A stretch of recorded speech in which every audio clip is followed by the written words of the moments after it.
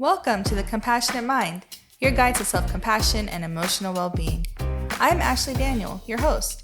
Join us each week as we explore practical tools and insights to nurture kindness towards ourselves and others. All right, let's start a new episode. So we have completed our series on shame. And now I thought it would be a good idea to do a bit of a recap about my experience of doing the podcast so far. This sort of links back to the imposter episode and some of the things we talked about there, and maybe some real world application, right? A little meta, if you will. So we're going to talk about doing the podcast so far, what has my experience been like, and what are some of the aspects of shame and how did I push through it to actually end up being really excited and having some a new perspective about doing this whole thing.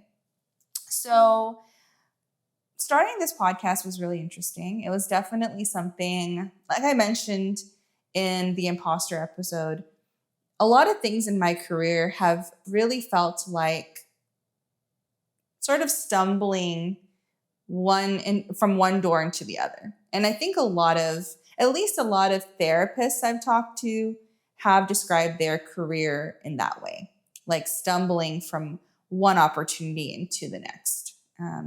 And it has been a very interesting experience. The only way that would really work for me is being able to be open to whatever opportunity comes in. And really doing this podcast was no different. It really came sort of a spur of the moment. Definitely something I have always dreamt of doing, but I think like so many of us, we can have these different dreams and different ideas, but believing we can actually do it is a whole other conversation. Like I believe I want to do these things. I have these ideas. I have these thoughts, but can I do it? Am I capable? Do people actually want this? Those kinds of things can often come up, right? And those are all things I have constantly struggled with because a door will be open and my first thought is, should I do this? Am I capable? Is this really the right thing for me? Should somebody else do this? It's kind of funny because I tell my students this all the time. Because of course, as students, they struggle with imposter syndrome all the time. But I've told them, even me as a therapist, I've been working as a therapist now for 8 years, right? 2016, for 8 years now. And I think it's been interesting because when I have a client come in, and maybe they have a really difficult, maybe they're going through something, right? They're really going through something intense, a crisis or a trauma. And I've had times where I'm like, oh man, they should really see somebody. But I'm the one seeing them. I'm their therapist. So it's just that imposter syndrome that still creeps up, right? Years later, that I'll be sitting and listening and thinking, oh my gosh, I'm your therapist. I'm the one who's helping you through this. But I think it's very natural. And there's something in being able to just accept, I'm not going to always feel like I am the best all the time. There's going to be moments where I'm like, wow, I am vibing with this client. I really did the best I could. I really helped them through this moment. And I lean into those moments. When I feel, wow, I really can see the work I put in. I can see that God is using me, or I can see that in this moment, I really responded the way I should have. I will take those moments, I will package them, and I will look at them anytime I feel overwhelmed. And that has been a real help for my imposter syndrome. I acknowledge those moments where I'm like, oof, should I be the one doing this? Is there anyone else who should be doing this, right? I have that as a professor too. Like, I have a lot of moments like that as a professor because it's a newer profession for me relatively. And I'll have moments where I'm thinking, wow, I'm grading these people. I like, who put me here, right? You have that kind of feeling. I think we have that so many times. I think that feeling comes up when we're a new mom. I think that feeling comes up when anytime you're given something that just doesn't feel right yet. You haven't fully formed it. But that's also what I felt doing this podcast. I mean, really thinking, oh, like the same questions. Who am I to do this? You know, all those kinds of things I think initially have popped up throughout this journey. But it's been really amazing to see how I've been able to quiet that and actually lean in a different direction. I think one is just not taking myself too seriously. I think that's been one of the first things, right? Just saying, this is for fun. This is something I'm going to do because I enjoy the topic of mental health. And I just think this is something kind of cool to do. For those that don't know, my husband actually is a huge piece of this whole thing. And he's, photographer. So he's into this whole setup, right? And I say that even for my counseling, like he really helps me have a good backdrop, and he's just helped so much. So it's also been just something fun to do together, right? As a couple, and be able to do more things like as a team. So finding those things that are with more levity, right? I'm not making this so serious and so life or death. I think that's really helpful. If I think back to me, even just 5 years ago, 8 years ago, I think I took myself too seriously, right? Everything had to be perfect, or everything had to go a certain way.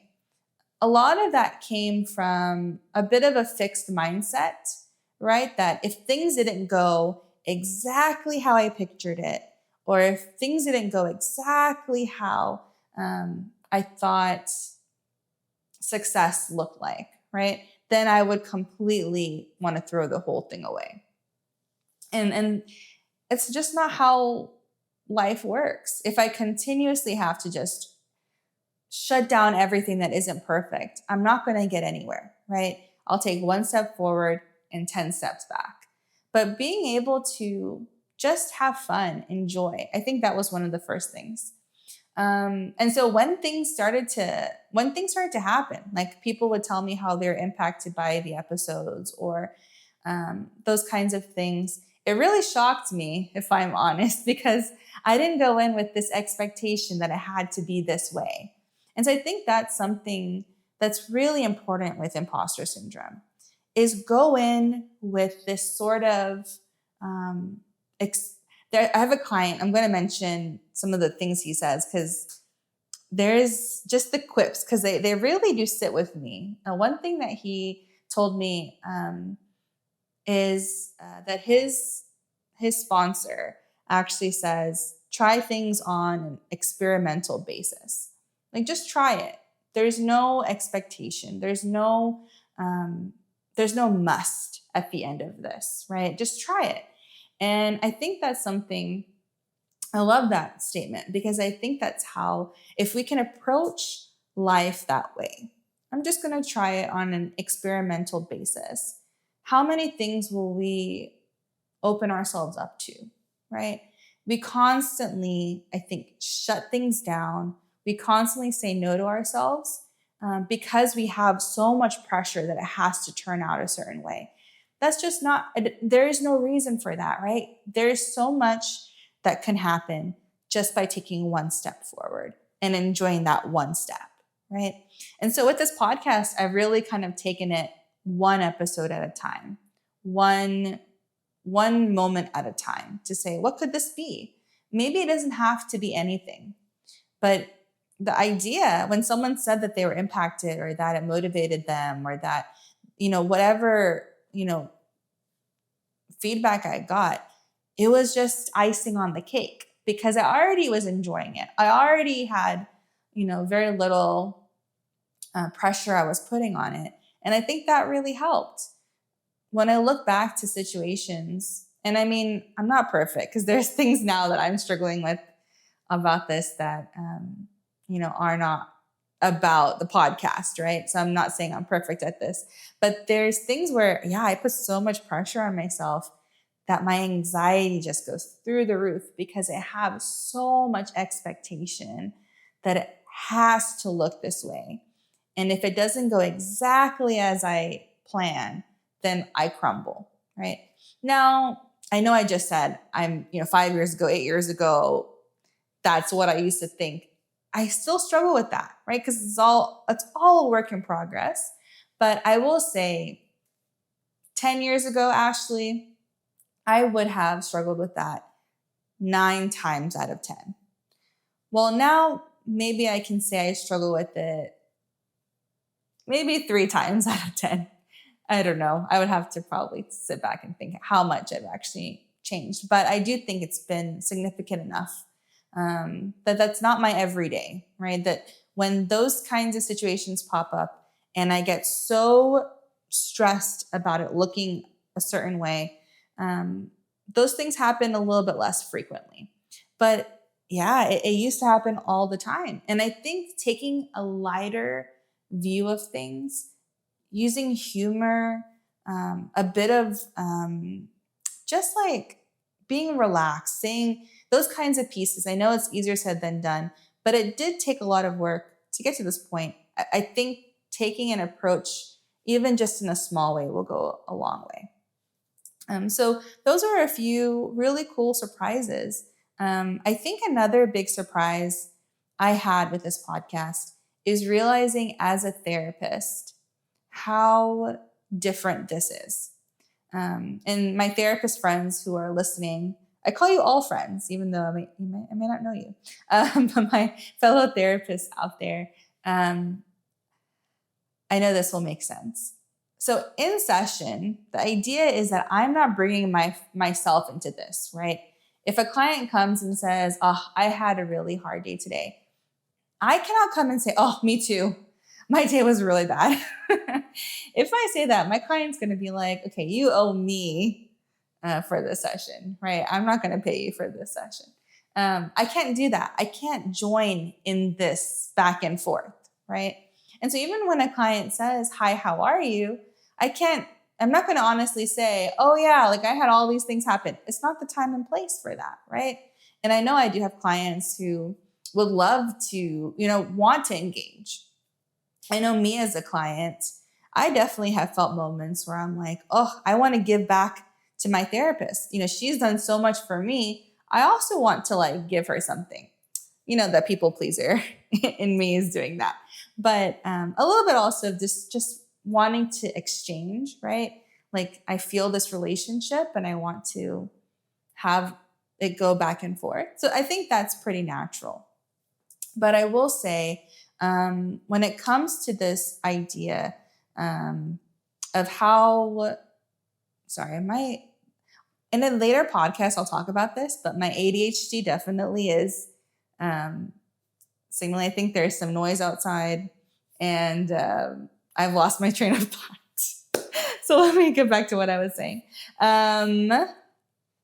It's so interesting how with ADHD, we can lose our train of thought, but we can lose attention when other people are talking, but we can also we also stop paying attention to ourselves too. So let me backtrack. Yes. Talking to clients and sharing about ourselves. So what's been really interesting about this podcast is that I am fully aware that my clients might be listening to this. And I know of some clients who have listened to this. And I think that knowledge was so, I don't know if the word frightening is accurate. I think it was very is this allowed? I think that was my reaction. Am I allowed to do this? Will this impact them? Because one of the beautiful things about therapy is I can just be a blank wall. I'm just whatever they need me to be, I can be that. I remember way back in the day, I had a client tell me that she pictured me as someone who like bungee jumps and someone who skydives and does all these things.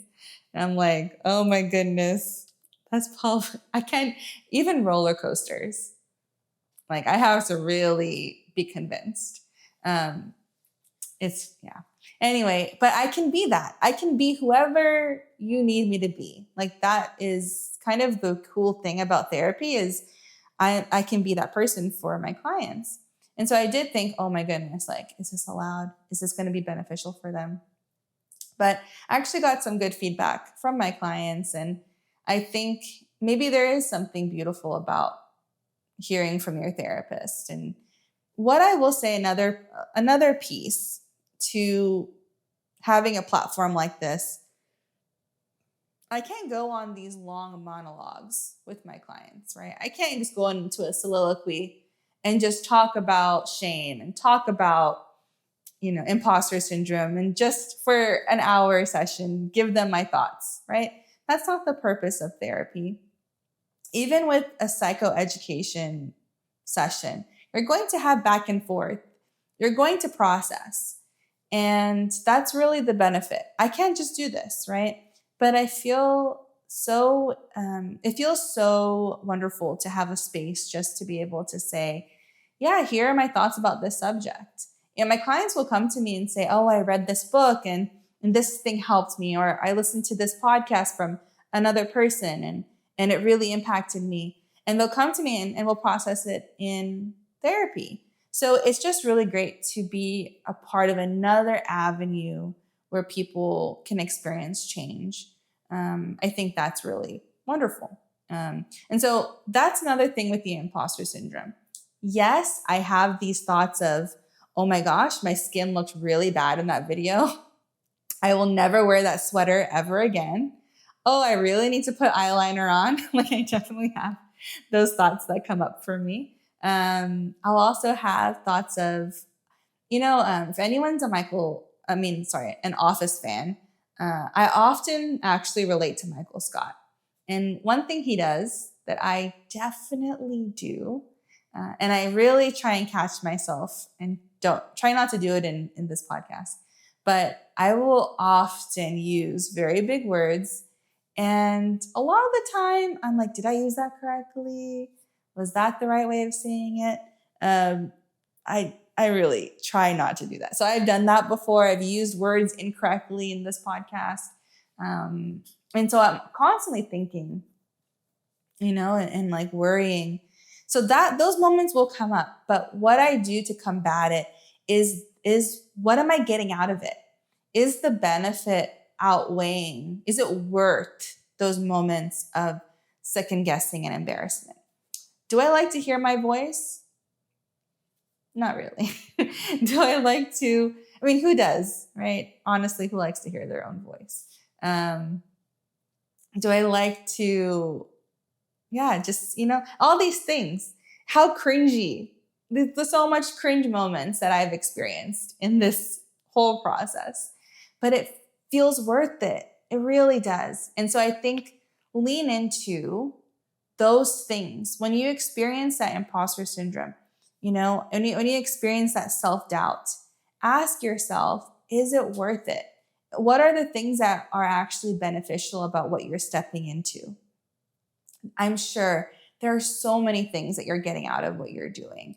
And it really just takes that moment of, what is my why? What is my reason? And I think taking that in is so powerful. I think there's nothing, anything worth doing is difficult in its own way.